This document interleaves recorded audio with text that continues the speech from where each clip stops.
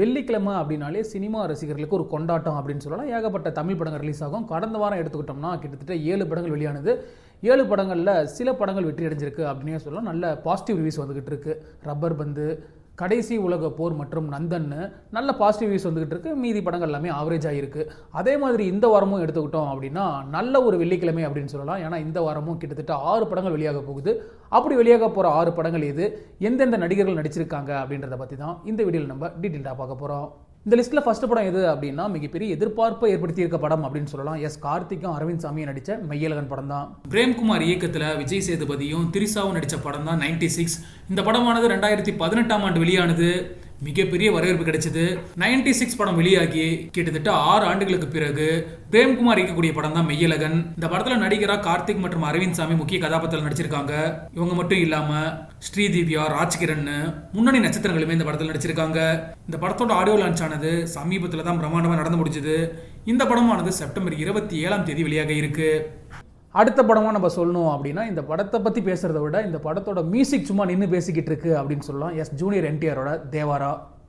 தெலுங்கு திரையுலகில் முக்கியமான நடிகராக இருக்கவர் தான் ஜூனியர் என்டிஆர். இப்போ தேவாரா திரைப்படத்தில் நடிச்சிருக்காரு. பேன் இந்தியன் மூவியாக தான் இந்த படம் உருவாக்கி இருக்கு.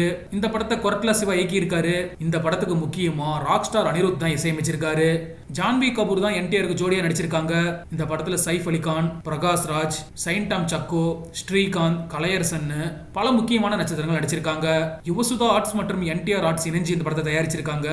இந்த படமானது செப்டம்பர் 27ஆம் தேதி வெளியாக இருக்கு.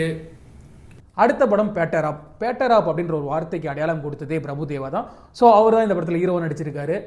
எஸ்ஜே சீனு இயக்கத்தில் பிரபுதேவா நடிச்சிருக்க படம் தான் பேட்டராப். வேதிகா கதாநாயகியா நடிச்சிருக்காங்க. ரியாஸ் கான், மைம் கோபி, பகவதி பெருமாள், ரமேஷ் திலக்னு பல முக்கியமான நட்சத்திரங்களுமே இந்த படத்தில் நடிச்சிருக்காங்க. இந்த படத்துக்கு இசையமைச்சிருக்காரு இமான். முக்கியமா இந்த படத்துல சன்னி லியோன் ஒரு பாட்டுக்கு பிரபுதேவோட சேர்ந்து நடனமாடி இருக்காங்க. இந்த படமுமே செப்டம்பர் 27ஆம் தேதி திரையரங்கில் வெளியாக இருக்கு. இந்த வரிசையில் அடுத்த படம் விஜய் ஆண்டனியோட ஹிட்லர். விஜய் ஆண்டனி நடிப்பில் உருவாகி இருக்க படம் தான் ஹிட்லர். திரைப்படமுமே செப்டம்பர் 27ஆம் தேதி வெளியாக இருக்கு. படை வீரன், பானம் கொட்டட்டம்னு பல முக்கியமான படங்களை இயக்குனவர் தான் தனா.